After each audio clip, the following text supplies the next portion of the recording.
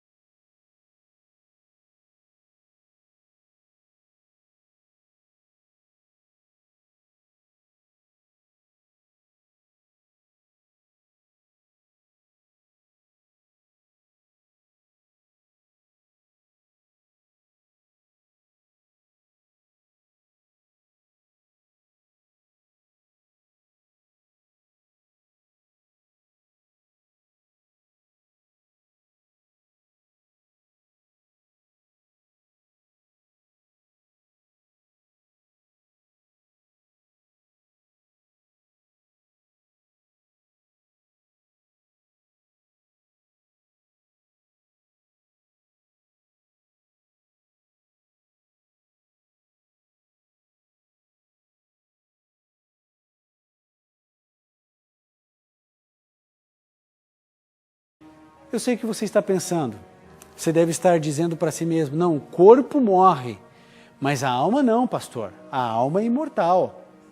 Aí é que está a grande confusão. A gente precisa entender de fato o que é a alma, para você entender se a alma morre ou não morre.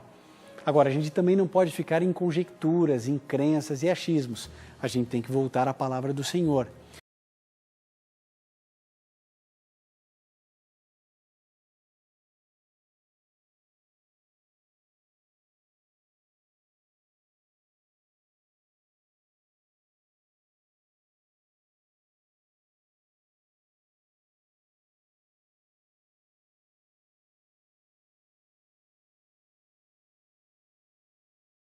Então, existem pessoas que creem na reencarnação.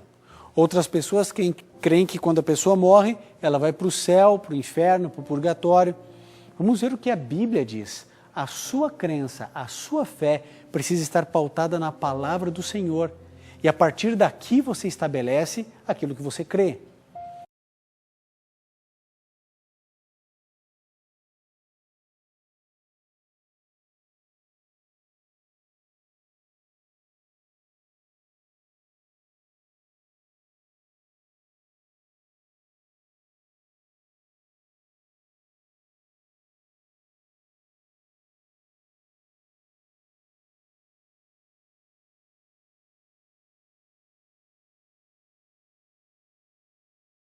Por isso eu faço uma pergunta a você. Se porventura hoje você entender que a alma morre pela Bíblia, você vai mudar a sua maneira de entender o mundo e a vida após morte e todos os seus conceitos? Bom, eu espero que sim. Vamos compreender algumas coisas hoje e você vai perceber que essa história de que a alma é imortal é uma mentira que você ouve, infelizmente, dentro de igrejas.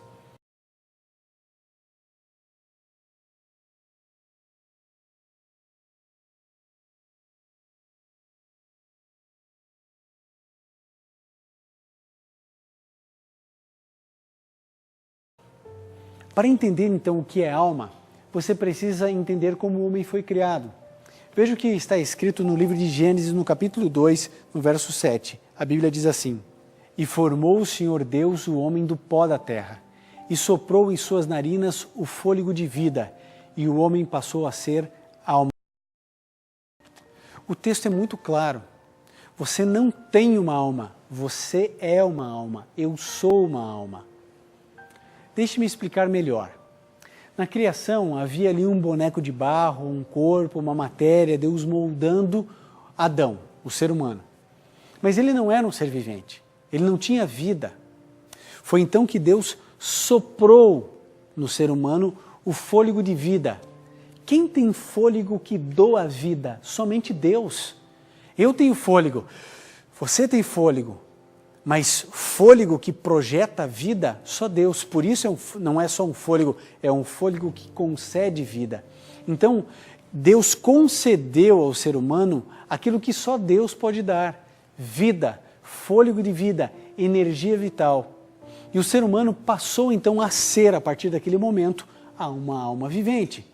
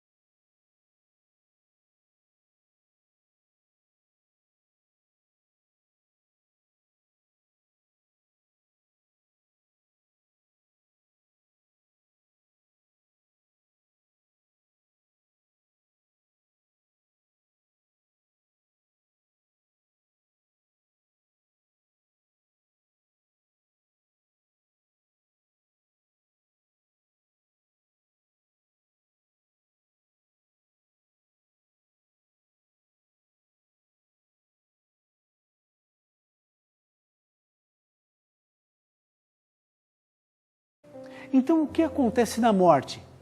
Querido, na morte, quando o corpo, por algum motivo, doença, acidente, desastre, não importa, sofre um dano físico e não pode mais ser um instrumento de condições a abrigar o fôlego de vida, simplesmente o fôlego de vida volta para Deus. No momento em que alguém morre, o ar continua existindo, mas o fôlego de vida voltou para o doador da vida. É isso que a Bíblia diz no livro de Eclesiastes, no capítulo 12, no verso 7. Veja, acompanhe comigo, é bem claro, Eclesiastes 12, no verso 7 a Bíblia diz assim: e o pó volte à terra, como era, e o espírito volte a Deus que o deu. Ficou claro isso para você? A Bíblia sempre esclarece.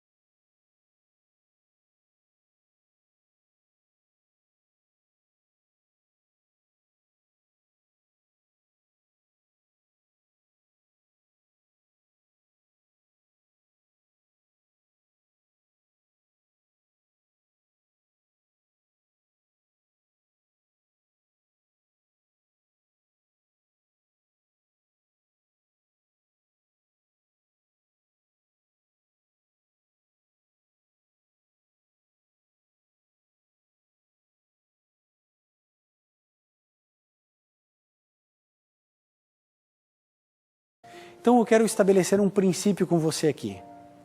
Não importa o que o seu padre ensine, o que o seu pastor ensine, o que o bispo, o apóstolo, não importa. Cada um fala o que quer. Agora, você tem que pegar o que eles estão ensinando para você na sua igreja, o seu líder de célula, o seu líder de G12, você tem que ver o que ele está falando e fazer a contraprova com a Bíblia.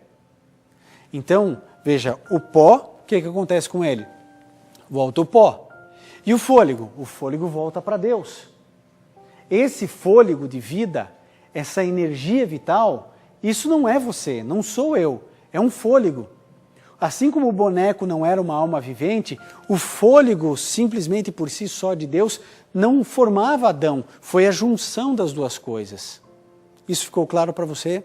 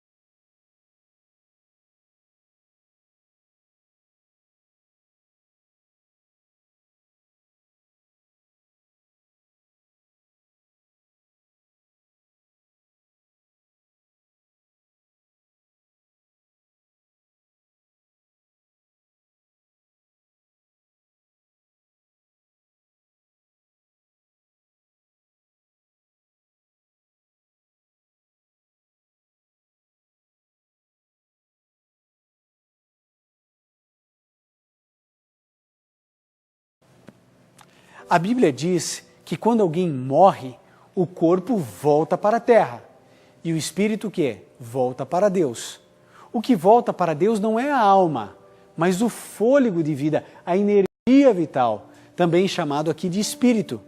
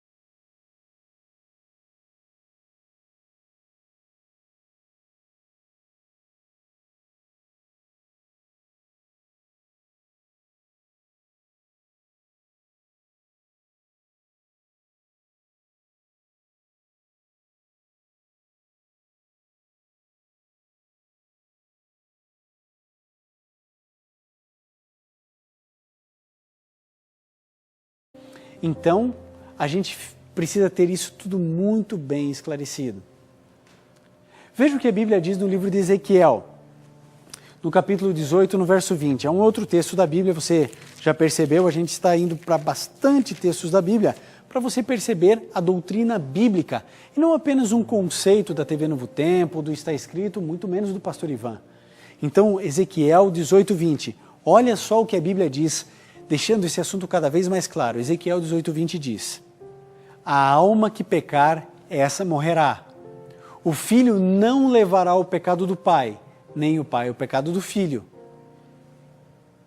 Isso mesmo. Eu acho que você ouviu. A alma morre. A alma que pecar, essa morrerá.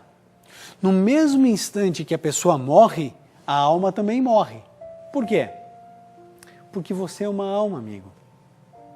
Porque a alma é a nossa própria pessoa.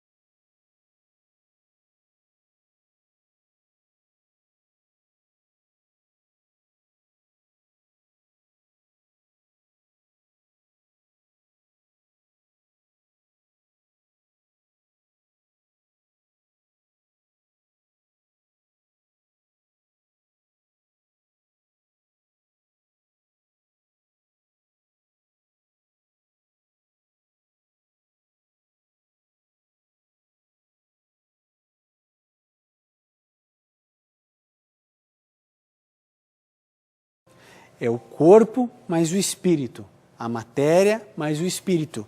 Isso forma a alma vivente. À medida em que eles se separam, deixa de existir aquela alma. Então, o que está dentro de nós? Fôlego de vida, espírito. É isso que nos ajuda, nos motiva, é isso que nos faz viver unido ao pó da terra.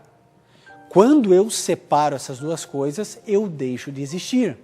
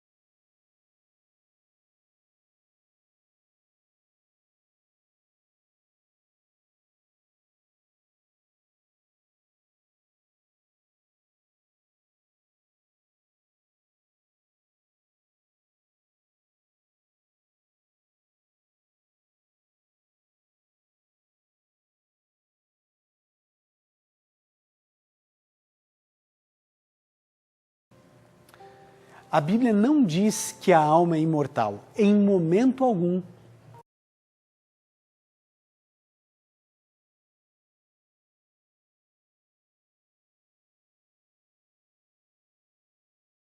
Pelo contrário, a Bíblia diz: a alma que pecar, essa morrerá. E como todos nós já nascemos pecadores, com a tendência para o pecado, então todos nós somos o quê? Mortais. Nossas almas são mortais. Por quê? Porque eu sou uma alma. Somos almas mortais.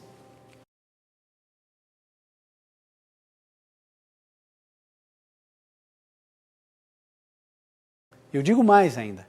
Veja o que está escrito na primeira carta de Paulo para Timóteo. Você vai encontrar isso no capítulo 6, no verso 16. 1 Timóteo 6, verso 16, diz assim: aquele que tem, ele só a imortalidade e habita na luz inacessível, a quem nenhum dos homens viu, nem pode ver, a qual seja a honra e poder sempre eterno. Amém. Eu acho que um texto mais claro do que esse é difícil. Quem é este que só ele tem imortalidade? Só ele é imortal. Quem é esse ser? Deus. Só existe um ser no universo imortal. Esse ser é Deus. Querido, acredite no que eu vou dizer para você.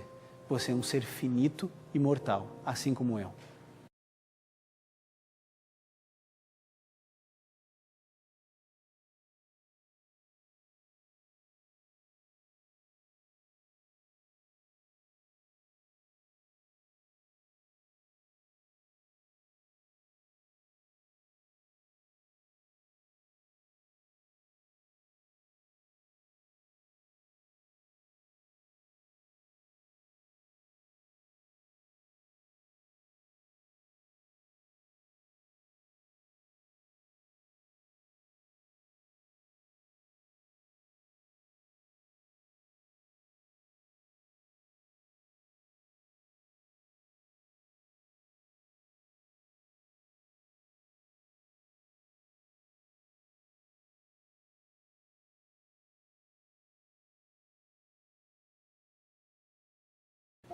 É por isso que a gente não atravessa os dois lados, porque a gente sabe que a gente morre. E se eu morresse, fosse direto para o céu, opa, eu quero morrer agora. Por que eu vou ficar aqui nesse mundo sofrendo? Eu vou me matar, matar minha família, vamos embora, vamos todo mundo para o céu. Por que a gente não faz isso?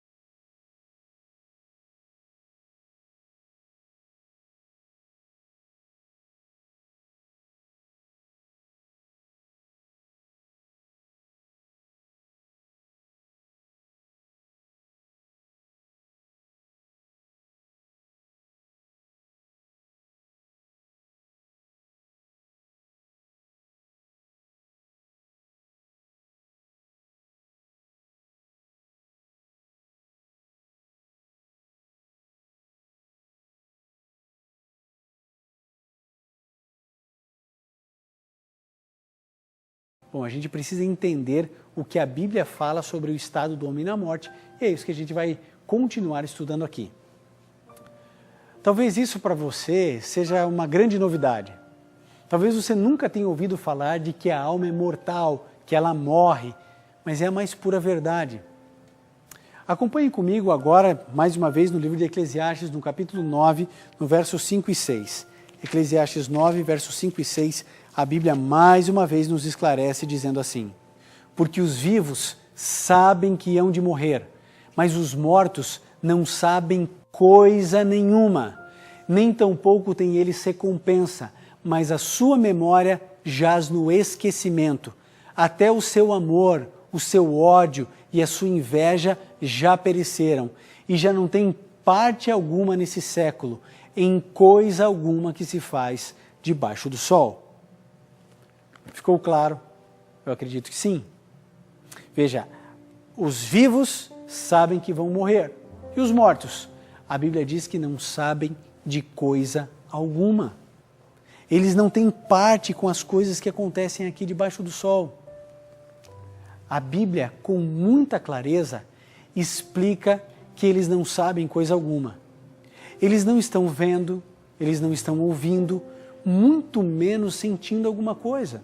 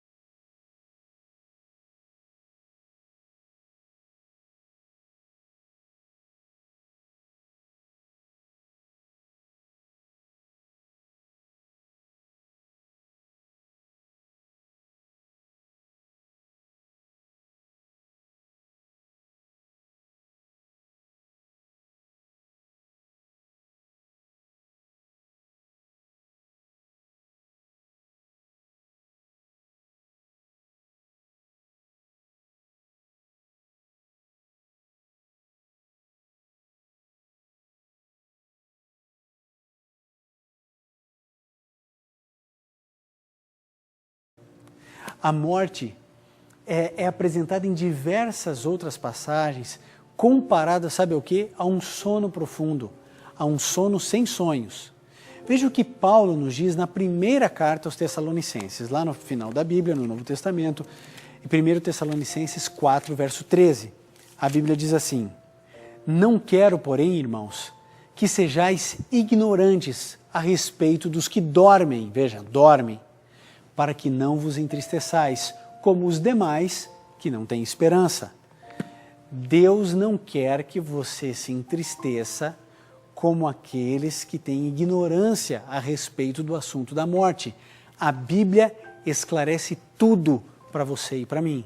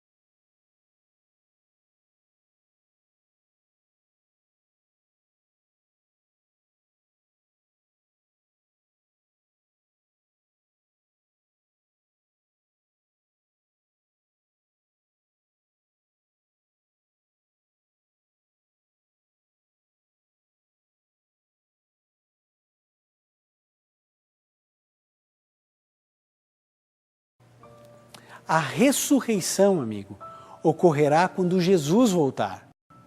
Até então, todas as pessoas que morreram permanecem onde? Nas sepulturas.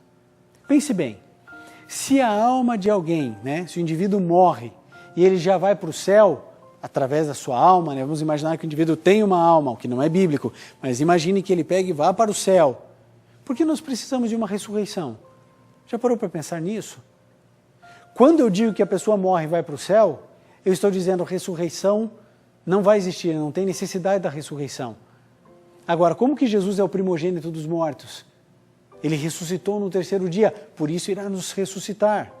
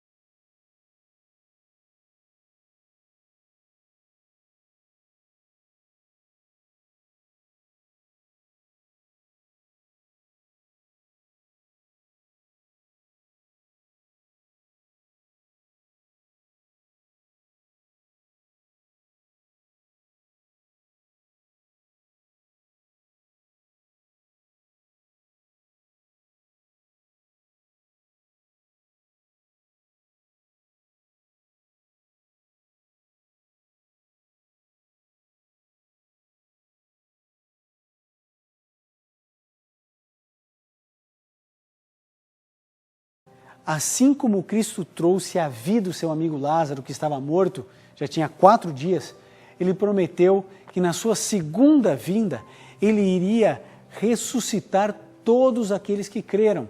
É o que está escrito no livro de João, no capítulo 11, no verso 25. João, no capítulo 11, no verso 25 diz: Eu sou a ressurreição e a vida.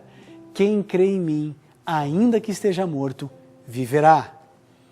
Quem crer em Jesus, ainda que esteja morto, viverá. E Jesus foi e ressuscitou Lázaro, como irá ressuscitar a todos aqueles que crerem de fato nele.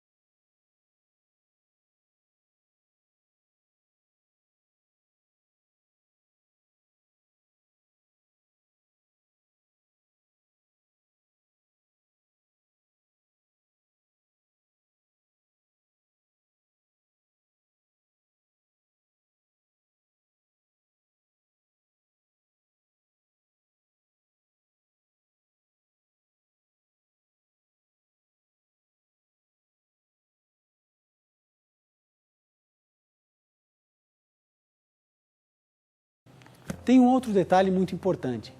Paulo, ao comentar esse assunto da primeira ressurreição, na primeira carta aos Coríntios, no capítulo 15, no verso 51 e versos 56 até o verso 56, ele diz algo muito importante para você e para mim, e diz o seguinte: Eis que vos digo um mistério. Na verdade, nem todos dormiremos, mas todos seremos transformados. Num momento, num abrir e fechar de olhos, porque a trombeta soará e os mortos ressuscitarão incorruptíveis, e nós seremos transformados. Porém, convém que aquilo que é corruptível se revista de incorruptibilidade, e isto que é mortal se revista da imortalidade. E quando o que é corruptível se tornar incorruptível e o que é mortal se tornar imortal, então se cumprirá a palavra que está escrita: tragada foi a morte na vitória. Onde está, ó morte, o teu poder de destruir? Você prestou atenção? Paulo disse que o que é mortal precisa se tornar imortal.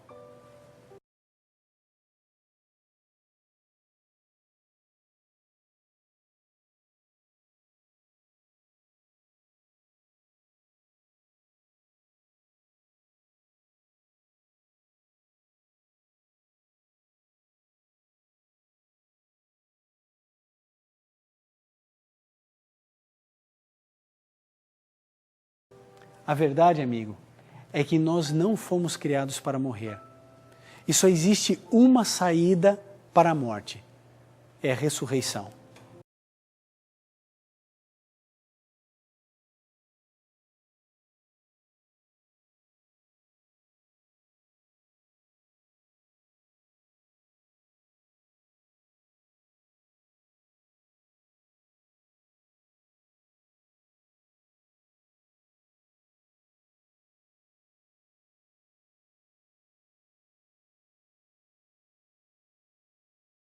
Você e eu precisamos compreender isso de maneira clara. A solução para a morte não é o indivíduo morrer e ir para o céu, porque a Bíblia diz que não é isso que acontece, mas a ressurreição. Jesus deu exemplo disso com Lázaro, com a filha de Jairo e também na sua própria vida.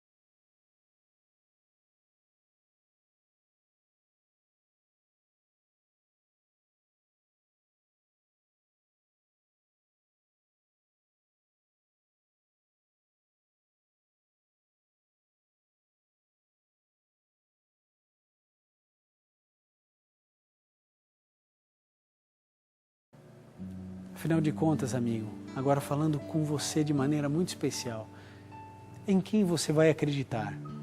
Na palavra de Deus, que é a fonte de toda a verdade, ou em uma mentira chamada imortalidade da alma? Por isso, amigo, se a sua igreja está ensinando que você morre e vai direto para o céu e o inferno, saiba que a sua igreja não está sendo bíblica nesse assunto. Ela pode estar trazendo consigo tradições de décadas, de séculos, não importa, mas ela não está sendo bíblica. Nós não podemos permanecer em uma igreja que ensina uma mentira, porque Deus não pode estar com a mentira. Então, querido, tome uma decisão. Tome uma decisão de mudar a sua maneira de entender o mundo. E se for necessário, querido, mudar de igreja, mude. Mas permaneça em uma igreja que verdadeiramente guarde a palavra de Deus.